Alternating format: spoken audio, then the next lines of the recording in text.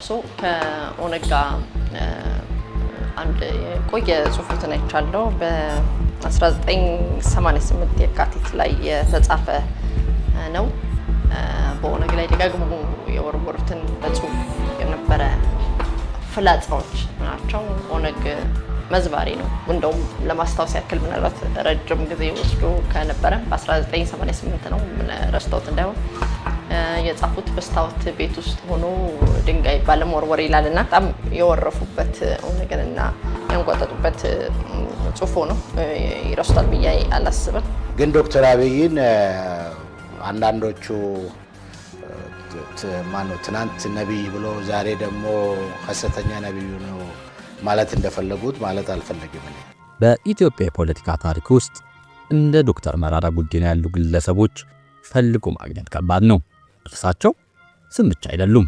እርሳቸው የአንድ ትውልድ ድምጽ፣ ፖለቲካ ሳይንስ መፍለቂያና የሀገሪቱ የለውጥ ጉዞ ሕያው ምስክር ናቸው። ዛሬ በኢትዮ አዲስ ዴይሊ ከጋዜጠኛ ቤተልሔም ታፈሰ ጋር ያደረጉትን እጅግ መሳጭ ቆይታ ይዘንላችሁ ከመቅረባችን በፊት ይህንን ታላቅ ሰው በጥቂቱ እንቃኘው። ዶክተር መራራ ጉዲና ለአንዳንዶቻችን ተቃዋሚ ናቸው፣ ለሌሎቻችን ደግሞ አስተማሪ። ነገር ግን ከሁሉ በላይ እርሳቸው የጽናት ተምሳሌት ናቸው። ከአዲስ አበባ ዩኒቨርሲቲ የፖለቲካ ሳይንስ ትምህርት ክፍል እስከ አውሮፓና አሜሪካ ከፍተኛ የትምህርት ተቋማት ድረስ የዘለቀው የምሁርነት ጉዟቸው ፖለቲካን በስሜት ሳይሆን በእውቀት እንዲመሩት አድርጓቸዋል። ለብዙ አስርት ዓመታት በዩኒቨርሲቲ አዳራሾች ውስጥ ወጣቶችን ሲያስተምሩ የቆዩት ዶክተር መራራ ያስተማሩትን የዲሞክራሲና ፍትህ በተግባር ለማየት ሲሉ ግማሽ ዕድሜያቸውን በእስር በእንግልት አሳልፈዋል። ይህም የሚያስተምሩትን የሚኖሩ መምህር ያሰኛቸዋል። ኢትዮጵያ በጠመንጃ ፖለቲካ ስትታመስ፣ መንግስታት ሲወድቁና ሲነሱ፣ መራራ ጉዲና ግን ሁልጊዜም በአንድ መስመር ላይ ቆመዋል። ያ መስመር ሰላማዊ ትግል ይባላል። በጠመንጃ የመጣ በጠመንጃ ይሄዳል የሚለውን መርህ አጥብቀው በማመን የህዝብ ድምጽ ብቻ የስልጣን ምንጭ መሆን እንዳለበት ያለመታከት ተከራክረዋል። ዛሬ ድረስ በሰላማዊ መንገድ ለውጥ ለማምጣት የሚጥሩ እርሳቸው ለኢትዮጵያ ፖለቲካ የሰከነና የብስለት ድምጽ ሆነው ይገኛሉ። የዶክተር መራራ ልዩ መታወቂያቸው ፖለቲካዊ ቀልዶቻቸው ፖለቲካል ሂውመርስ ናቸው። ከባድና አስጨናቂ የሆኑ የሀገሪቱ ሁኔታዎች በምሳሌና በፈገግታ ዋስተው ሲያቀርቡ ተቃዋሚዎቻቸውን ጭምር የማሳመን ጉልበት አላቸው። እኛ የምንለው እያሉ የሚጀምሯቸው ትንታኔዎች በውስጣቸው ጥልቅ የሆነ ፍልስፍናና የሀገርን ፍቅር ይይዛሉ። የኦሮሞ ፌዴራላዊ ኮንግረስ ኦፌኮ መሪነታቸው የኦሮሞን ህዝብ መብትና ጥያቄ ከታላቋ ኢትዮጵያ አንድነት ጋር አጣጥሞ ለማስኬድ የሚጥሩ ድልድይ ናቸው። ጽንፈኝነት በነገሰበት የፖለቲካ ሜዳ ላይ መካከለኛውን መንገድ መርጠው ለሁላችንም የምትሆን ሀገር እንድትገነባ የሚያደርጉት ጥረት በታሪክ መዝገብ ላይ በወርቅ ቀለም የሚጻፍ ነው። ከጋዜጠኛ ቤተልሔም ታፈሰ ጋር ያደረጉት ቆይታ ዝም ብሎ ወሬ ብቻ አይደለም። ይልቁንም የሀገሪቱን ወቅታዊ ቀውስ መውጫ ምንድነው? ዶክተር መራራ ስለወደፊቷ ኢትዮጵያ ምን ተስፋ አላቸው? በፖለቲካ ሜዳ ላይ ያሉ እንቅፋቶችስ እንዴት ይታለፋሉ? ለሚሉትና ለሌሎች ተያያዥ ጥያቄዎች ምላሽ የሰጡበት ነው። ይህ ቆይታ ለአዲሱ ትውልድ ፖለቲከኞች እንደ መማሪያ፣ ለተራው ህዝብ ደግሞ እንደ ተስፋ ስንቅ የሚቆጠር ነው። ኢትዮ አዲስ ዴይሊ ይህንን ልዩ ቆይታ ይዞላችሁ ቀርቧል። አብራችሁን እስከዚህ ዝግጅቱ ፍጻሜ እንድትቆዩ በትህትና እንጠይቃለን። እርሶ ከኦነግ ጋር አንድ ቆየ ጽሁፎትን አይቻለሁ። በ1988 የካቲት ላይ የተጻፈ ነው። በኦነግ ላይ ደጋግሞ የወረወሩትን በጽሁፍ የነበረ ፍላጻዎች ናቸው። ኦነግ መዝባሪ ነው።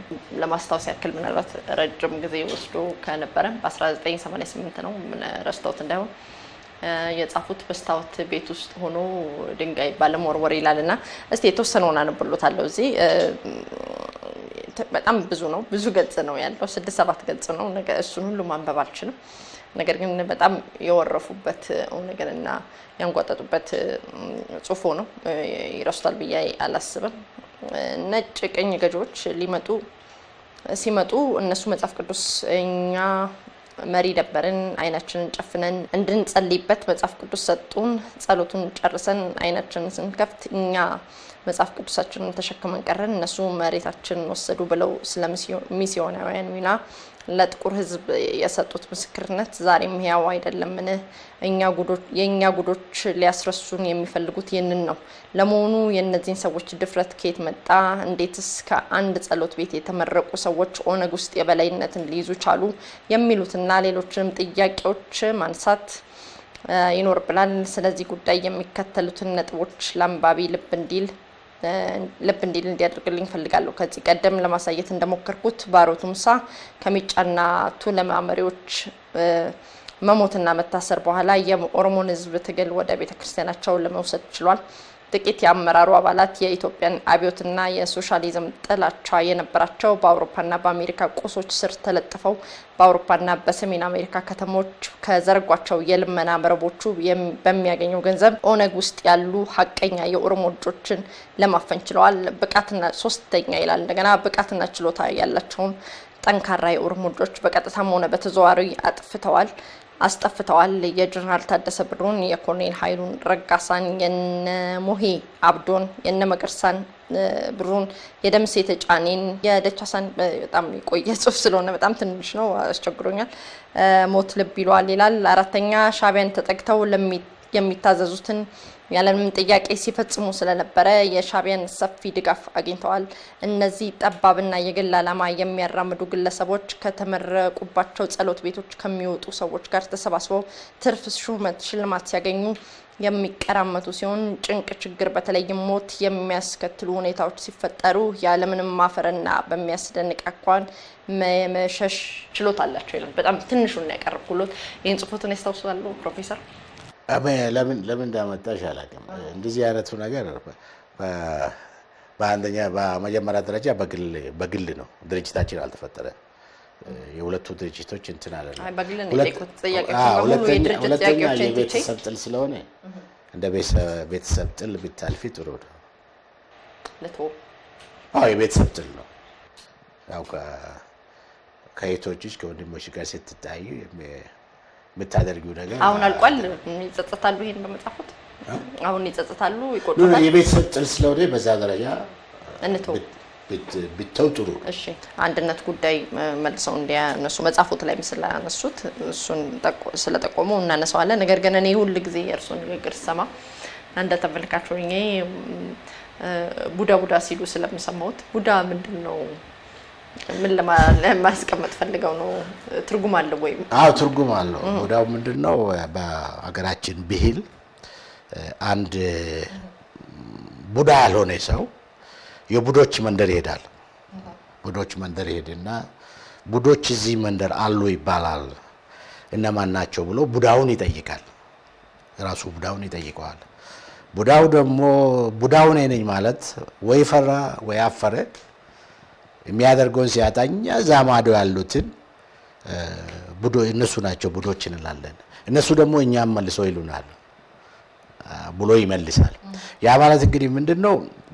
ማን ነው ችግር ፈጣሪ?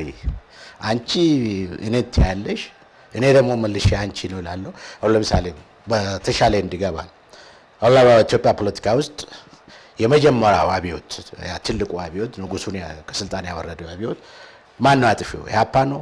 መኢሶን ነው? ደርግ ነው? ለምሳሌ በሶስቱም የሚጻፉት መጽሐፍቶች አሁን የመኢሶን መጽሐፍ ባጭር የተቀጨ ረጅም ጉዞ የሚባለውን የክፍሉ ታደሰ በኢህአፓ ላይ የተጻፈውን ያ ትውልድ ስታነቢ የደርግ ባለስልጣናትና ዋና ጸሐፊ ፍቅረ ስላሴ ወግደረስ የሚሆን ኮሎኔል ፍስሐ ደስታ፣ መንግስቱ ኃይለማርያምም ጭምር ሁሉም ይሄንን በዛን ጊዜ ተዋናይ የነበሩት የጻፉት ስታነቢ አንዱ ሌላውን መክሰስ እንጂ ለራሴ ጥፋት ሰርቻለሁ፣ መሰረታዊ ስህተት ሰርቻለሁ፣ ይሄን ብናደርግ ኖሮ ይሻል ነበር የሚለው ትንሽ ኮሎኔል ፍስሐ ደስታ ይሻላል እንጂ ሌላው ለምን ያንን ጭንቅላት ያንን ምርጥ የትውልዱ ምርጥ ልጆችን እንደጨፈለቁ እንዳጠፉ አጥፍተውም እንደጠፉ መናገር ውስጥ አይገቡ። ቡዳው ሁሉም ቡዳው ሌላው ነው። መኢሶን ኢህአፓን ይከሳል፣ ኢህአፓ መኢሶን ይከሳል፣ ሁለቱም ደርግን ይከሳሉ፣ ደርግ መልሶ እንደሱን ይከሳል። ስለዚህ ችግሮችን ለይቶ የዛ ችግሮች ምንጭ ማን ምናልባት ሁሉም ቡዳ ሊሆን ይችላል እኮ በተለያየ ደረጃ ያንን ለይቶ እነዚህ ችግሮች እንዳይደገሙ ከመፍታት ይልቅ ወደዛ ነው የሚረጠው። ለዚህ ነው በሀገራችን ብሂል ቡዳ ማን ነው ይሄን ጥፋት የሚሰራው ማን ነው? ዛሬም ቢሆን ማለት ዛሬም ቢሆን ለምሳሌ የኦነግ ሰራዊት እናስፈታለን ትጥቅ እናስፈታለን የሚለው ትጥቅ ይፍቱ እንዴት ምናት የሚለው ላይ ለምሳሌ ሲካሰሱ ታያለሽ። ማን ነው? ኦፒዲዮ ነው ያንን ቡዳ ፖለቲካ እየተጫወተ ያለው? መንግስት ነው ወይስ ኦነግ ነው ወይስ ማን ነው? ስቲ እንደ መላሹ ይሁንና ቁጭ ብለሽ ችግሮቹ እዚህ ናቸው፣ እነዚህን ችግሮች ደግሞ በሐቅ እንፍታቸው ወደሚለው በቁርጠኝነት አይሄዱልሽም። ስለዚህ ሌላውን እየከሰሰ ራሱን ነፃ እያወጣ ራሱን ጻድቅ እያደረገ ሌላውን ኃጢአተኛ ሆኖ ሲከስ ነው የሚኖረው። ላለፉት 50 ዓመታት እንደዛ ኖረናል ማለት ነው።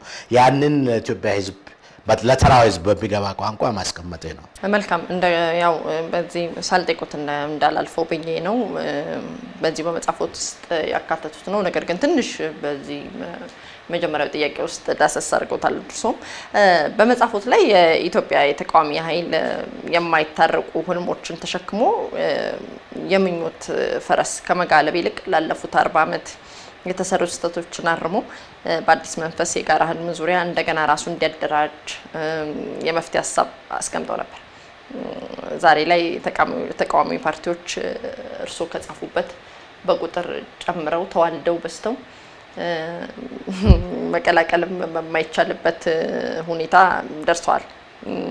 ከዚህ አንጻር እርሶ ከዘረዘሯቸው የሚጋጩ ህልሞች እና ፈተናዎች እንዴት መውጣት ይቻላል? ምክንያቱም እርሶ ባስቀመጡበት ሁኔታ ከአንድ ትውልድ የወጡ ሀሳብ በርዕዮት ደረጃ ተስማምተው እያሉ ነገር ግን በቃላት ምክንያት ሲበታተኑ ነበረ በእናንተ ጊዜ ላይ አይደለም። እርሶም በመጻፎት ላይ እንዳስቀመጡት ከ40 ዓመት በፊት የፖለቲካ ሰዎች የፖለቲካ ፓርቲዎች እየከሸፉ የመጡበት በርዕዮት ደረጃ አልነበረም። በትንንሽ ሀሳቦች እናሸንፋለንና እናቸንፋለን በሚሉ ነገሮች እየተለያዩ ነው የመጡት። እርሶ እንዳስቀመጡት ግን በዚህ ላይ መፍትሄ ብለው እንዳስቀመጡት ወደ አንድነት ቢመጡ ብለው ነበር። ነገር ግን አሁን ደግሞ እርሶ ሲጽፉ ይዛኔ ምናልባት 50 አካባቢ ይደርሱ ነበረ ተቃዋሚ ፓርቲዎች አሁን በ109 ደርሰው ቁጭ ብለዋል። እስቲ ባኩ ያው እንግዲህ ምንድነው አንዳንድ ጊዜ ምንድነው አንዳንድ የኢትዮጵያ ማህበረሰብ ሚከሮ ካልገባው ነው ምን ካለው መከራ የሚከረው አይነት ነገር ያ መከራው በአንዳንድ በተወሰነ ደረጃ እየመከረን ካልሆነ በስተቀር አንዳንድ ጊዜ እኔም ሆንኩ ሌሎች ይሻላል ብሎ የሚያቀርባቸውን ሀሳቦች ተቀብሎ መፍትሄ ከመፈለግ ይልቅ ያው የራስን ህልም ይዞ የመኳተኑ እንደቀጠለ እኔም ይታየኛል። በተለይ እኔ ኢህአዴግ አስሮኝ ማዕከላዊ ሲወስደኝ አታተርፉም ብዬ ነበር። ምንም እኔም ባባሰር አታተርፉም ብዬ ስላቸው ነበር። ትዝ ይልሽ እንደው ለምሳሌ የሚበላውን ያጣ ህዝብ መሪዎቹን ይበላል ብዬ የተናገርኩኝ ጊዜ የነበረው ጠቅላይ ሚኒስትር በጣም እንደተናደደብኝ ትዝ ይለኛል። ግን እኔ ዛን ጊዜ መሰረታዊ በሆነ መንገድ የህዝብን ህይወት ለመለወጥ የነበረው ጠቅላይ ሚኒስትር ቃል እንደገባው በቀን 3 ጊዜ ኢትዮጵያ ህዝብን በቀን 3 ጊዜ እንዲበሉ አደርጋለሁ፣ ፖሊሲያችን ያደርጋል እንዳለው ቢያደርግ ኖሮ ያ ሁሉ አይፈጠርም። አንዳንድ ጊዜ ትምህርቱንም ከመውሰድ ይልቅ ያንን ከማሰላሰልና ከማድረግ ይልቅ የኢትዮጵያ ልሂቃን የሚባለው በተለይም የትላልቆቹ ብሔረሰቦች ልሂቃን ውስጣቸውም ይሁን እርስ በራሳቸውም ይሁን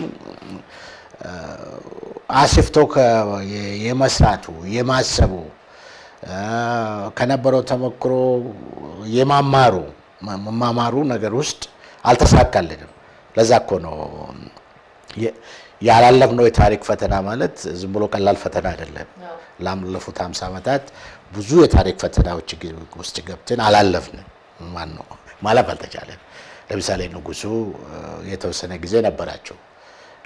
ትዝ ይልሽ እንደሆነ እዚያ መጽሐፌም ላይ በደንብ ገልጫለሁ። አንድ ብርሃኑ ድንቅ የሚባል አሜሪካ አምባሳደር የነበሩ ሰው ለንጉሱ የጻፉት ደብዳቤ ኋላ ስታነቢ ንጉሱን በጊዜ ታረሙ፣ የገፉበት መንገድና ጫወታ አያዋጣም የሚል ለአንድ ሰው ከበቂ በላይ ምክር ለግሶ ነበር። ንጉሱ አልተቀበሉ፣ የራሳቸው መንገድ ተጉዞ ሄዱ። አንዳንድ ሰዎች ደርግንም በዛው ደረጃ መክሯል። ደርግም የራሱ ጉዞ እስኪጨርስ ድረስ አልተቀበለም። ኢህአዴግም ቢሆን በተለያየ ደረጃ ፓርላማ ላይም ከፓርላማ ውጪ ዝም ብሎ ጠመንጃ ስላለን ስልጣን ስላለን የፈለግነው እናደርጋለን በሙሉ በትዕቢት ተሞልቶ ከመጓዝ በስተቀር በተለይ በታሪክ ሚዛን የታሪክ ሚዛን የሚደፋ ለ100 ሚሊዮን የኢትዮጵያ ሕዝብ የሚበቃ ፖለቲካ ውስጥ መግባት አልፈለጉም። ለምሳሌ ክርክራችን ላይ ሰምተሽ ከሆነ በተደጋጋሚ በኢህአዴግ ቁመት የተሰራ የዲሞክራሲ ጥብቆ ካልሰፋ የጥብቆ የትም አያደርስም፣ ሁሉንም ካልጨመረ ካልሰፋ የሚለው ነበር። መጽሐፎት ላይ እንደውም በአማራ በኦሮሞና በትግሪ ብቻ የሚዘወር ፖለቲካ ብዙ አያስኬደንም ብለው ገልጸውት ነበረ። የአማራም ወደ ገናናነቱ መመለስ ይፈልጋል፣ ኦሮሞ መገንጠልና ትግሬውም ደግሞ የጊዜውኛ ነው እያለ መጨፈሩ የሚያዋጣ አይደለም፣ ሰከን ብሎ ወደ አንድነት የሚያመጣውን ነገር ጠቁመውበት ነበረ። ሰከን ብሎ ምንድነው መሰረታዊ በሆኑ መቻቻል ፖለቲካ የሚባለው ፈረንጆቹ ጊቭ ኤንድ ቴክ የሚሉት ሰጥቶ መቀበል ፖለቲካ ውስጥ መግባት አልተሳካልንም። ለዚህ ነው አሁንም ቢሆን የታሪክ ፈተና ማለፍ አልቻልንም። ካለፈው ጊዜ በተሻለ ሁኔታ ቅድም እንዳልኩኝ ብዙ ተስፋ የሚሰጡ በተስፋ ሰንቀን ትውልዱ ተስፋ ሰንቆ ለውጡ ወደፊት ለመግፋት እየሞከረ ነው። ያም ማለት በየቦታው እየተፈጠሩ ያለው ከኢህአዴግ ውስጥም ከኢህአዴግ ውጭም እየተፈጠሩ ያሉ ሁኔታዎች ቀላል ባልሆነ መንገድ ፈታኝ ሁኔታ እየፈጠሩ ነው። ትናንት የተሰሩ ስህተቶችን ከማረም ይልቅ ተጨማሪ ስህተቶችም እየተሰሩ ነው። ተጨማሪ የልዩነት ነጥቦችም እየተፈጠሩ ነው። ምናልባት እንዳትጠይቅ እንጂ አዲስ አበባ ወደ ኢየሩሳሌምነት እየተለወጠች ነው። ምናልባት ነገ አዲስ አበባ እንደ ኢየሩሳሌም የአረቦችና የእስራኤሎች እየተነሳ ያለው ጥያቄ በዛ ደረጃ እየተገፋ ነው። ስለዚህ ምንድነው የነዚህ ልሂቃኑ ትናንትም በተወሰነ ደረጃ በፖለቲካ ዋና ተዋናይ የነበሩ ልሂቃን አሁንም አሉ። ተጨማሪም አዳዲስ ልሂቃን እየተፈጠሩ ነው። እንዳውም አሁን በብዛት የፖለቲካ ተንታኞች እየተፈጠሩ ነው። ትንተናው ግን ምን ሊፈጥር ይችላል? የኢትዮጵያ ሕዝቦችን የነበሩትን ልዩነቶችን በምን መንገድና ሁኔታ ሊያሰፋ ይችላል? ሊያጋጭ ይችላል? ድሮ ያለውንም ቁስሎችና ግጭቶችን ሳናክም ሳናርም ሳንለውጥ አዳዲስ ቁስሎች አዳዲስ ፈተናዎች እንዲፈጠሩ አንዳንድ ጊዜ ሲገፉም አስተውሎ የሚገፉ የመሰለኝ አይደለም። በዛ ሆነ በዚህ ለአንድ ሰው የፖለቲካ እንግዲህ የሚገባሽን ያክል ነው። የገባኝን ያክል መጽሐፉም ላይ ለማስቀመጥ ሞክራለሁ። ያን ያክል ሳልጨነቅ አሁንም ቢሆን በዛው ደረጃ ወደ መሸ እንጂ ከነጭራሹ ተስፋ አስቆራጭ ሁኔታ ውስጥ አልገባንም። ሙሉ በሙሉ እንዳይመሽብን በዋናነት የዚህ ነገር ፖለቲካ አቅጣጫ እናስይዛለን፣ መፍትሄ እናመጣለን፣ መፍትሄ አለን፣ ለውጥ እናመጣለን ብሎ የኢትዮጵያ ሕዝቦችን በተለያየ ደረጃ የሚያንቀሳቅሱ ኃይሎች አሁንም ቢሆን የመነጋገሩ የመደራደሩ ወደ አንድ መሀል መንገድ የመምጣቱ ሁኔታ ወሳኝ ይመስለኛል ወደፊት ለመሄድ። አለበለዚያ ይሄ ማንታ መንገዱ ወዴትም ሊወስደን ይችላል፣ ወደ ኋላም ሊመለስን ይችላል። ባልተጠበቀ ሁኔታ ይሄ ለውጥ ሊጨናገፍ ይችላል፣ ባልተጠበቀ ሁኔታ ሊጠለፍ ይችላል። አሁን ለምሳሌ አንዳንዶቹ ይሄ ለውጥ በዋናነት ያመጣው የቄሮ ኃይልን ሁሉ ይረሳሉ። በተለይ በፌዴራሊዝም ጥያቄና በአንዳንድ ጥያቄዎች ይረሱና የራሳቸውን ህልም ብቻ ሲያወሩ ታያለሽ። ለምሳሌ ማንም በማይከዳው መንገድ 27 ዓመት የኢትዮጵያ ህዝብ ሲያምስ የኖረው መንግስት የቆመበትን መሬት በዋናነት እንዲያናጋ ያደረገው የኦሮሞ ቄሮ ነው። ከዛ የጎንደር ወጣቶች ያው በአጠቃላይ የኢትዮጵያ ሕዝብ ተሳትፎበታል። ግን በዋናነት ይሄ መንግስት ለውጥ የግድ እንዲቀበል ፈልጎ ሳይሆን የግድ እንዲቀበል የኢህአዴግ መንግስት የቆመበትን መሬት ያናጉበት የኦሮሞ ቄሮች ናቸው። ከዛ ሰፍቶ የጎንደር ሌሎች ወጣቶችም እየተጨመሩ ሰፊ የኢትዮጵያ ሕዝብም ይሄ አፈና ስርዓት በቃኝ ወደ ማለት ሲገፋ ነው ይሄ ለውጥ የመጣው። እሱንም አንዳንድ ጊዜ እንረሳለን። ለምሳሌ እኛንም ከእስር ቤት ያስወጣው ይሄው የወጣት ኃይል ነው እና ዶክተር አብይን እና አቶ ለማን ወደ ምኒልክ ቤተ መንግስት ያስገባው ይሄ ወጣት ኃይል ነው። ከአውሮፓም ግንቦት ሰባትንም ኦነግም ሌሎችንም በዋናነት ይሄ አፋኝ የነበረው የፖለቲካ ስርዓት የቆመበት መሬት ተናግቶ ሀገር ውስጥ እንዲገባ ያደረገው ይሄው ቄሮ የምንለው የወጣት ኃይል ነው። ሌሎቹንም የጎንደርና ሌሎቹን ጨምሮ ማለት ነው። ስለዚህ መላው ኢትዮጵያ ሕዝብ በዚህ ትግል ውስጥ በተለያየ ደረጃ ተሳትፏል። ግን ዋናው ኃይል ይሄ ቄሮ ኃይል ነው። ይሄ ቄሮ ኃይል ምን ጥያቄ ነበረው? ምን ጥያቄ ይዞ ተነሳ? ምን ጥያቄ ይዞ ህይወቱን ገበረ? ምን ለውጥ ፈለገ? ይሄ የፈለገው ለውጥ የት ደረሰ የሚለውን ብዙዎች አንዳንድ ጊዜ ሲናገሩ ሲንቀሳቀሱ ይረሱታል። እሱ ደግሞ ችግር ይፈጥራል። ምክንያቱም አሁን የደርግ ስርዓትንም ስንመለከተው ደርግ በአብዛኛው የንጉሱ ታማኝ ታዛዥ ወታደሮች ከጎን ይዘው መጥቶ የወሰዱት እንጂ በዋናነት ንጉሱን ያወረደውን አብዮት ያመጣው የኢትዮጵያ ተማሪ ንቅናቄ ነው። ከዛ ተማሪ ንቅናቄ ደግሞ በቀጥታ የወጡት ኢህአፓና መኢሶን ነበሩ። ደርግ ግን ሌላውን ከነሱ ተብሮ በተለይ ከመኢሶን ተብሮ እነሱ ወደ ጎን ገፍቶ ያንን ምርጥ ትውልድ ከጨፈለቀ በኋላ እኔ ነኝ አብዮተኛ ነው እኔ ነኝ አብዮት እየገፋ ያለው እየመራው ያለው በሚለው ደረጃ ገፍቶ ያን ሁሉ አመጣ። ስለዚህ የትናንት ይሄ ለውጥ እንዴት መጣ? እንደዚህ ደረሰ? ነገስ እንዴት ሊቀጥል ይችላል? በሚለው ላይም አንዳንድ ጊዜ በአየሩ ላይ ያለው በሚዲያው ላይ በተለያየ ደረጃ የሚነገረው የሚተነተነው ትንተና ትንሽ መልክ ካልያዘ በስተቀር ምናልባት ወደ መሀል መንገድ ለመምጣት የምናደርገው ትግል የምናደርገውን ልፋት ከንቱ ሊያስቀርብን ይችላል። ለውጡም ሜዳ ላይ ሊቀር ይችላል። ይደርስ ማቆየት አንችልም ወይ? አገር ካለችበት ሁኔታ አንጻር ጥያቄዎች አሉት። ቄሮ የኦሮሞ ሕዝብም ሌላውም መላው የኢትዮጵያ ሕዝብም ጥያቄዎች ይኖሩታል። ነገር ግን አገር ከገባችበት ትኩሳት አንጻር ጥያቄዎቹን ባይደር ልናቆያቸው አንችልም ወይ? እሱ ነው እኔም ብለው ለምሳሌ ያነሳሱ ነው። እኔም ከሁለት እንዳውም እሱ ነው እኔም ከሁለት መሰረታዊ ጥያቄዎች በላይ ጥያቄዎቹን ካሰፋን በዛው ደረጃ ልዩነቶቻችን እያሰፋን እንሄዳለን። እኔ መሰረታዊ ጥያቄ አንዱና ዋነኛው መሰረታዊ ጥያቄ ስንት ሀገር አለን ነው። አንድ ሀገር አለን። ሁላችንም አንድ ሀገር አለን። ይሄን ሀገር አጠናክረን ብልጽግናዋ ሌሎች ነገሮቿ በተሻለ ሁኔታ እንዲቀጥሉ ምን ለማድረግ አንድ ሀገር ያስፈልገናል። አንድ ሀገር አለን። ይሄን አጠናክረን መያዝ አለብን። አንድ መሰረታዊ ጥያቄ ነው። ይሄም ካላደረግን በስተቀር ያስቸግረናል። ምክንያቱም 3-4 ሀገር ለመገንባት አትችይም። ለ3-4-5 ሀገር መታገል በጋራ ያስቸግራል። የተለያዩ ቡድኖች እንኳን ያንን ጥያቄ ቢኖራቸው ማለት ነው። ስለዚህ አንድ የጋራ ሀገር አለን የሚለው ላይ በሰከነ መንገድ በሰከነ አእምሮ መነጋገር።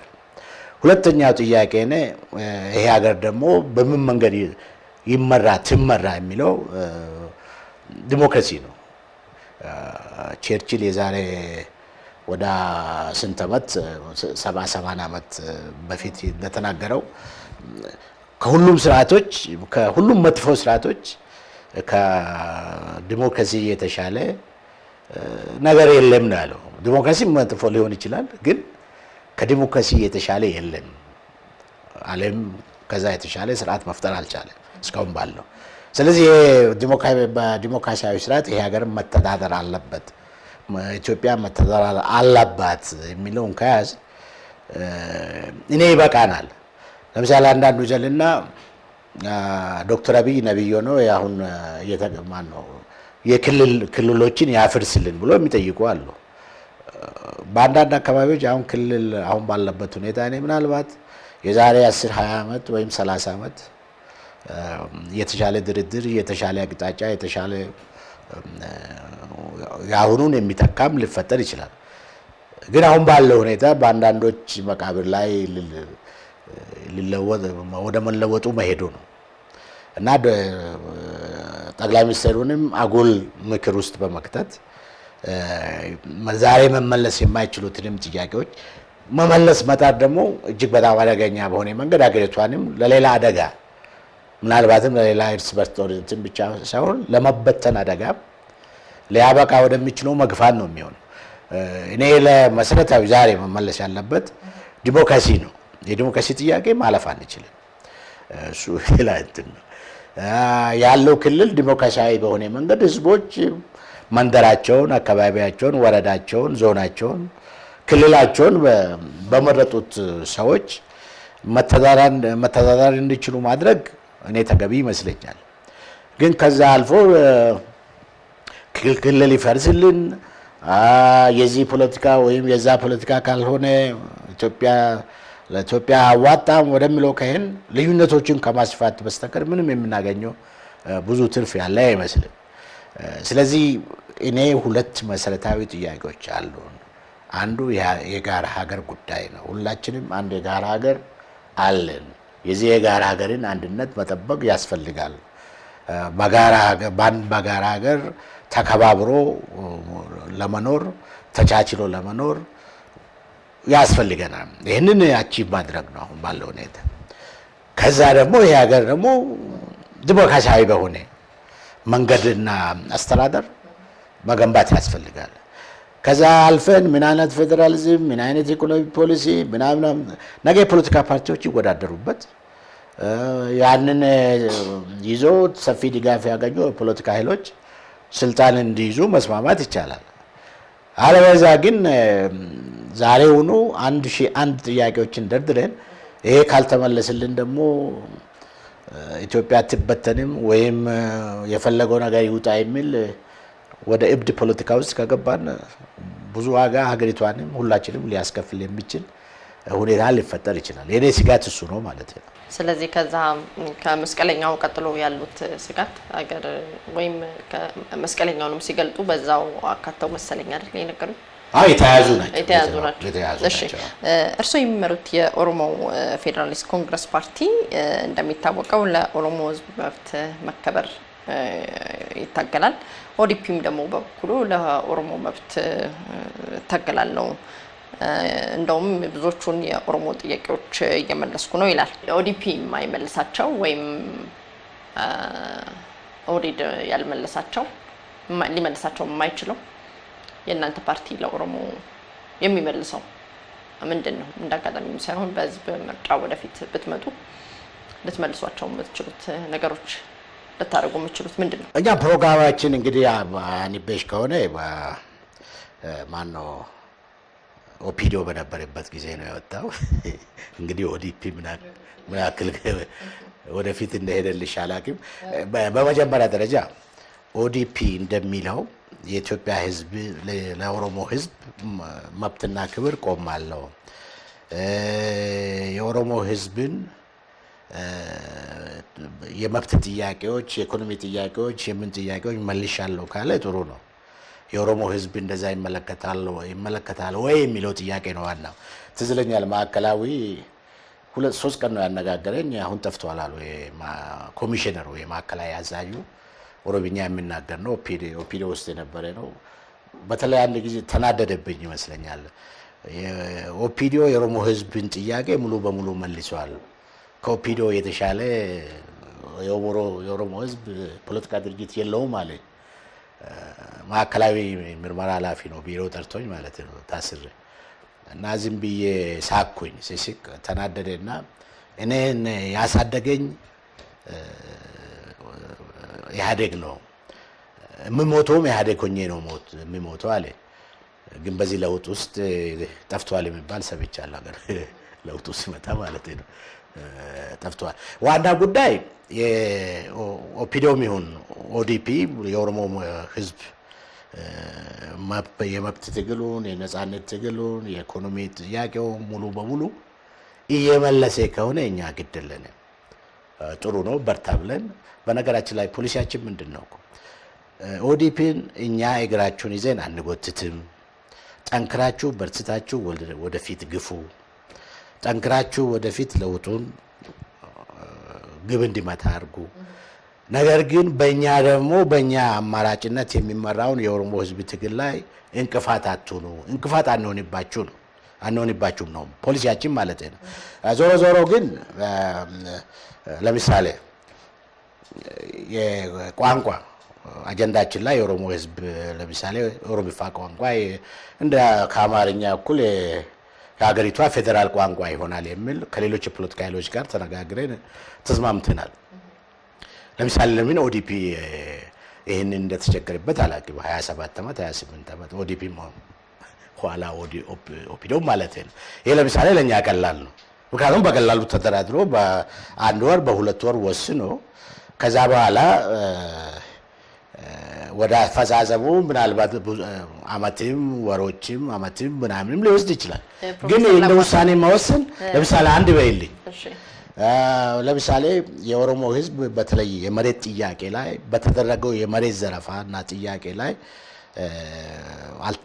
እየተመለሰልኝ ነው የሚል አይመስልም ብዙ ቦታ አይተሽ ዞሬ ከሆነ ሰላማዊ ሰልፎች ሲደረጉ ህዝባዊ ስብሰባዎች ሲደረጉ ለምሳሌ ለውጡ እዚህ አልደረሰም በመሬታችን ላይ እንትን ያደረግን አይደለም እንዳውም ከመሬታችን እየተፈናቀልን ነው ዳር ድንበራችን በሚሆን መንገድ እየተጠበቀ አይደለም ምናምን ብሎ ህዝቡ ይጠይቃል ዞሮ ዞሮ ዋና ጉዳይ አጀንዳ አላጣንም የኦሮሞ ህዝብ ይፍረድ ለኛም ለነሱ ዋና ጉዳይ ግን ማሳት የፈለኩት ኦህዴድን አሁን ባለው ቁመና ላይ ነው ያው አሁን ባለው ቁመና ነው መቼም የሚዳኘው ወደ ምርጫም የምትገቡት አሁን ባለው ቁመና ነው እንጂ ባለፈው በነበረበት ሁኔታማ ኦሮሞ ህዝብ ቅቡልነትን እንዳላገኘ ይታወቃል ኦፒዲዮ አሁን ባለው ሁኔታ ግን እናንተ የምታረጉት ኦፒዲዮ በጭራሽ ያረጋው የሚሉትን ሳይድ በሰብሶ ያስቀምጡ ፕሮፌሰር ሳይበሰበስ በየትኛው እኛ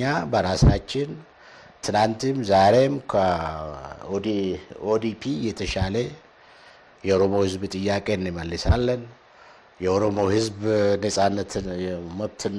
ነፃነትና የመብት ትግሉን የነፃነት ትግሉን የኢኮኖሚና ሌሎች ጥያቄዎችን እንመልሳለን ብለን የዛሬ 20 ምናምን ዓመት ተደራጅተናል በዚሁ የተንቀሳቀስን ነው ግን ሌሎች የኦሮሞ ድርጅቶች ኦዲፒን ጨምሮ ኦነግምና ሌሎች የኦሮሞ ድርጅቶች የኦሮሞ ህዝብ ጠላቶች ናቸው መጥፋት አለባቸው አይደለም ግን እየተሻልን ነን በእውቀትም ይሁን በስራም ይሁን በሌሎች ነገሮች ፖሊሲ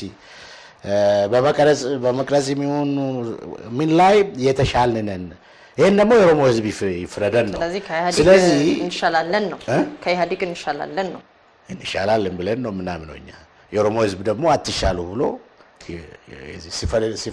ሲፈርድብን የዛን ጊዜ እንቀበላለን መልካም ፕሮፌሰር እንደሚታወቀው በርሶ የሚመራው የኢትዮጵያ ፌደራላዊ ዲሞክራሲያዊ አንድነት መድረክ ልክ እንደ ኢህአዴግ የአራት ድርጅቶች ግንባር ነው በህብረ ብሔራዊ ፌደራሊዝም በመሬት ፖሊሲ በህገ መንግስቱ ላይ ከሞላ ጎደል ከኢህአዴግ ጋር ተመሳሳይ አቋም አላችሁ መድረክ በምርጫ ሀገር የማስተዳደር እድል ቢያጋጥመው ከኢህአዴግ የተሻለ ምን መሰረታዊና መዋቅራዊ ለውጥ ያመጣል በመጀመሪያ ደረጃ ከኢህአዴግ የተሻለ በተለይም ዲሞክራሲያዊ ስርዓትን ይገነባል የሚል እምነት አለን ምክንያቱም አራቱም የመድረክ አባል ድርጅቶች በዲሞክራሲያዊ መሰረት ላይ የተገነቡ ዲሞክራሲያዊ ስርዓትን ስራ ላይ እናውላለን ብሎ የሚታገሉ የኢትዮጵያ ህዝብን ደግሞ በዚህ የኦሮሞም የተቀረው ኢትዮጵያ ህዝብን በዚህ ካመናቸው የሚመረጡ ናቸው ስለዚህ ቃል የገባነው ስራ ላይ ለማዋል መንቀሳቀስ ይኖርብናል በህዝብ ተመርጦ ሀገር ቢመራ መዋቅራዊ ለውጥ እንዴት ያመጣል ነው ፕሮፌሰር ምክንያቱም ህገ መንግስቱን ተቀበላላችሁ እናንተ አሁን ባለው ነገር አትቃውሙ የአራት ድርጅቶችም ግንባር ነው መድረክ ህጋዊ ባንዲራም ትይዛላችሁ ሌላም ነገር አታረጉም በስብሰባዎቻችሁ ላይ ህጋዊ ባንዲራዎቻችሁን ትይዛላችሁ ያው ኢህአዴግ ናችሁ ብሎ የሚያምኑ ሰዎች አሉ በፌደራሊዝሙ ይቀር ስትሉ ተሰምታችሁ አታቁምና ምንድነው ልዩነታችሁ ከኢህአዴግ ጋር ምን ታመጣላችሁ? ቅድም ኦዲፒን ሲወቅሱ ከኢህአዴግ የተለየናን ብለው ስላስቀመጡልኝ ነው ከኢህአዴግ ይለያሉ ወይ ብሎት አዎ አንድ አይደለንም አሉ። አንድ የሚያረጋችሁን ግን ነጥቦች እየተጠቀስኩሎት ነው። መጀመሪያ አንድ ከኢህአዴግ የተለየ የፖለቲካ እምነት ወይም አይዲዮሎጂ አለ። የኢህአዴግ አይዲዮሎጂ ወይም የፖለቲካ እምነት የሚባለው እንደሚታወቁ አብዮታዊ ዲሞክራሲ በእኛ እምነት አብዮታዊም አይደለም ዲሞክራሲያዊም አይደለም። ስለዚህ እኛ ስልጣን ላይ ብንወጣ ስልጣን ብንይዝ በኢትዮጵያ ህዝብ ይሁንታ ነው። ጠበኛ አይደለም። የታለች አሁንስ እኮ የለችም ፕሮፌሰር የታለች አሁንስ አብዮታዊ ዲሞክራሲ ኢህአዴግ የሚለውን ትርጉም ምንድን ነው የሚለው? እነሱ ራሳቸውን ሳይለውጡ ተለወጡ አትበይ። እነሱ አልተለወጡም። ኢህአዴግ ብሎ ራሳቸውን እየጠሩ ነው። እኛም በምርጫ ቦርድ በተመዘገቡበት ስማቸው ኢህአዴግ ናቸው። አብዮታዊ ዲሞክራት ናቸው። አብዮታዊ ዲሞክራሲን ኢዲዮሎጂያችን ለውጠናል፣ ከዛሬ ጀምሮ አንጠቀምበትም ካሉ የዛን ጊዜ ይሰየው ብለን እንቀበላቸዋለን። ዋናው የሁሉም ችግሮች እናት እሱ ነው። እሱ ምንድነው? አንድ በፖለቲካ ደረጃ የአፈና ስርዓትን ያመቻቻል። መንግስትና ፓርቲን አንድ ያደርጋል። የስልጣን ክፍፍል እንዳይኖር ያደርጋል። ለምሳሌ የስራ አስፈጻሚው፣ ህግ አውጪው፣ ፍርድ ቤቱ፣ ህግ ተርጓሚው አንድ እንዲሆን ያደርጋል። ሰራዊቱና ሌሎች የመንግስት ተቋማት የአንድ ፓርቲ አገልጋዮች፣ ጉዳይ አስፈጻሚዎች እንዲሆኑ ያደርጋል። ስልጣን ላይ ከወጣ ለምሳሌ ይህንን እንለውጣለን አንድ በይ። ሌላ ደግሞ ለምሳሌ ልማታዊ መንግስት ብሎ የዘረፋ ስርዓት ነው ሪሊ የተፈጠረው። ኢህአዴግ ልማታዊ መንግስት ነው ብሎ ኢህአዴግ በየትኛውም ሚዛን ልማታዊ መንግስት አይደለም። የኢትዮጵያ ህዝብ በብዛት እንደሚያውቀው ሪሊ በአብዛኛው አሁን እየወጣ ያለው ስታቲስቲክሱም ማነው ምስጢሩም እየወጣ ባለው የዘረፋ በመሬትም ይሁን በሌሎች መንገዶች የዘረፋ ስርዓት ነበር። ይሄ በሀቅ ተጠያቂነት ያለው መንግስት ስራ ላይ በማዋል የኢትዮጵያ ህዝብ ሀብቱ በንብረቱ በሀብቱ በመሬቱ በሌሎች ላይ በበላይነት እንዲቆጣጠረው ተጠያቂነት ያለው መንግስት እንመሰርታለን። ከዛ ደግሞ የኢኮኖሚ ፖሊሲያችን ከሞላ ጎደል ሶሻል ዲሞክራሲ የሚለው የህዝብ ባለሀብቶችም በሚሆን መንገድ በሚችሉ መንገድ ኢኮኖሚ ልማት ውስጥ እንዲሳተፉ ሁኔታዎች እናመቻቻለን።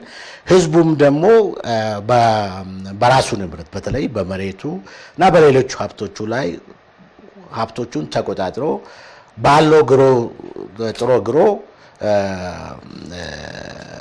እንዲኖር እናደርጋለን። ከኢህአዴግም ደግሞ የተሻለ ለስልጣን ብለን ስልጣንን ጨምደን ለማድረግ ሳይሆን ለምሳሌ እኛ ስልጣን ላይ ስንወጣ ብሔራዊ አንድነት መንግስት ለምሳሌ ከዚህ በፊት አውጀናል አቋቁመን ይህ ሀገር ሰላምና መረጋጋት እንዲያገኝ እናደርጋለን እያልን የፖሊሲ ጭንቀት የለብንም። ዋና ጉዳይ ግን የኢትዮጵያ ህዝብ ከኢህአዴግ የተሻለ ፖሊሲ አላችሁ ካለ ይምረጠን፣ የለም ኢህአዴግ ይሻለናል ካለ የኢትዮጵያ ህዝብ መብት ነው። ዋና ጉዳይ ስልጣን፣ ህዝብ የስልጣን ባለቤት ነው። ስለዚህ ስልጣን ወደ ህዝብ ተመልሶ ለህዝብ ተጠያቂነት ያለው መንግስት በዋናነት እናሰፍናለን። እንግዲህ መድረክ በምስረታ ወቅት እንደ ስትራቴጂ አንድ ወጥ ፓርቲ የመፍጠር ህልም እንዳለው አስፍሯል። ነገር ግን ከምስረታው 11 ዓመት በኋላም የአራት ድርጅቶች ግንባር ሆኖ ቀጥሏል።